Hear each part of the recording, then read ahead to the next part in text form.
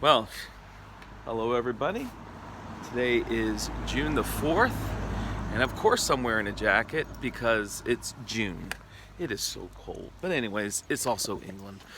Um,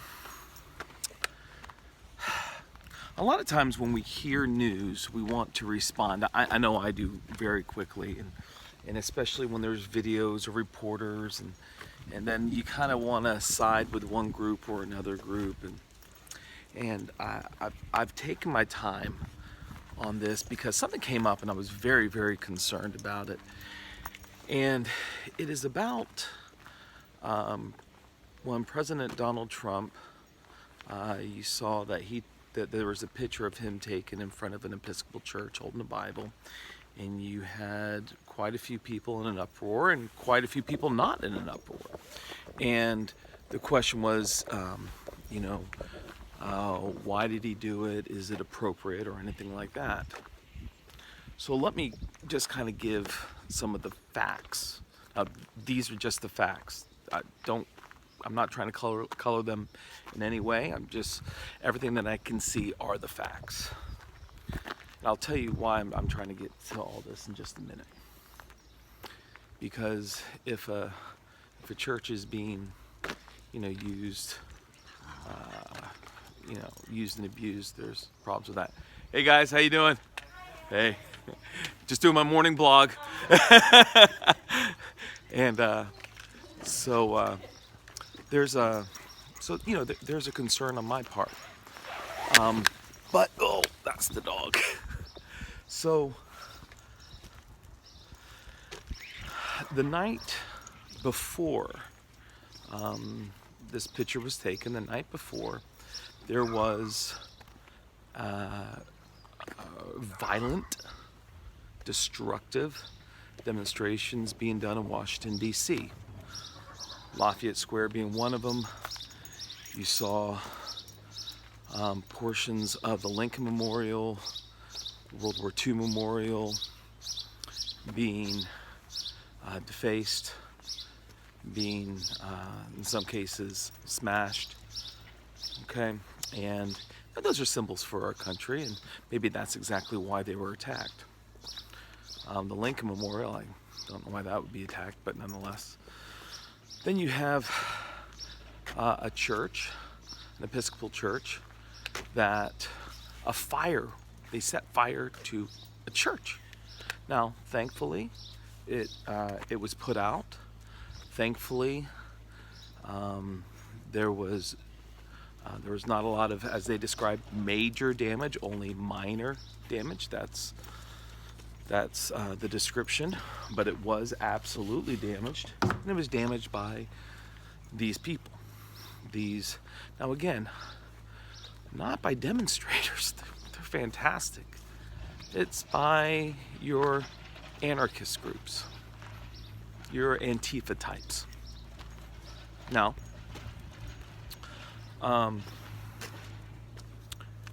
so President Trump, he said we're not going to have that at the nation's capital. You probably heard that also before this photo op that the president was taken to the underground bunker at the White House because of demonstrations. And just in case you're not exactly sure what's happening, it's not because people are holding signs. These demonstrators had injured over 50 Secret Service. Never in my life have I heard of 50 Secret Service people being injured, but nonetheless, there you go. And he was put in the bunker. I'm telling you, there's anarchy. It's not just a peaceful demonstration. So anyways, I believe it was Attorney General Barr said there needs to be a bigger perimeter around the White House to be kept safe. Violent protesters will be removed immediately. Now, here's where the facts happen of the day. It seems like some people were of the church maybe were trying to mend fences with the community, let them know that they're being heard. They were giving them, water, drinks, and things like that. That's a good thing.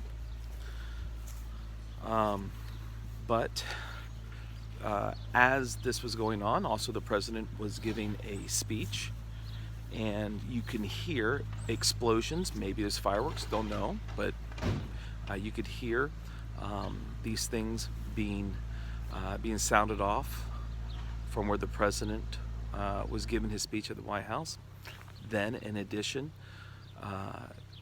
the protesters were not being beaten or anything like that, but they were told they need to move because they needed one more block in each direction as safe zones, reasonable enough. And when that was done, when they were being asked to, when they were being told to move, if you will, they began to hurl bricks and frozen water bottles at the police. Now listen, that's where police have the right to defend themselves, don't you think? And it wasn't that the president ordered anything.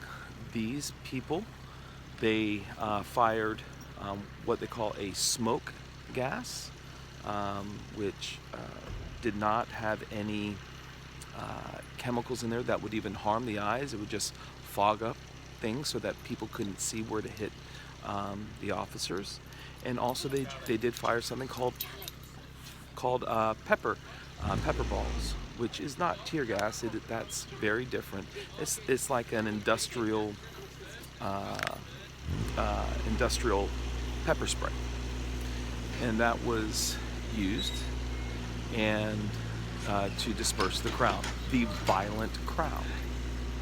Okay, the police officers, even before this, they found caches of glass bottles. I mean, like not just a glass bottle here or there, but glass bottles to be used to hurl, baseball bats, metal poles. Okay, these were not people that were trying to learn how to teach Sunday school at the Episcopal Church. Well, they get cleared out, and Donald Trump, he wants to inspect the damage that's done. And now this is that's just all the facts. You have the bishop, who wasn't even there. She said that it was a very peaceful protest, and that the president moved people off so he could have a photo op. As far as we know from the other facts, that isn't true. That's not why it happened. As a matter of fact, as far as we know, he didn't even say to do anything. He just, when it was cleared off, he wanted to inspect the church that these protesters put on fire the day before. Now, what about Donald Trump holding up a Bible there? Well, as a Christian, I'll be honest with you, that's kind of encouraging to me. I'd rather a leader say, we're not going to let another church burn. That means something to me. I don't know why people would have a problem with that. Was it a photo op? Maybe. But it wasn't a photo op of something that he created. It wasn't a photo op where he burned a church or anything like that.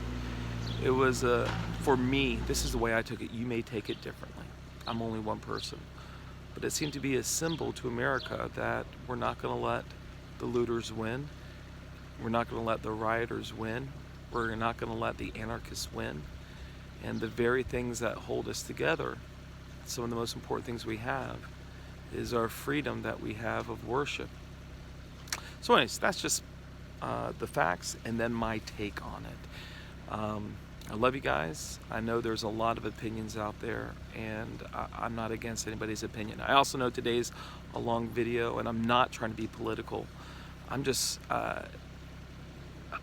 when somebody says a church is being used for political gain, I'll be honest with you, that piques my curiosity, and I want to know what's going on. So that's what I've discovered that's been going on. God bless you guys. See you later.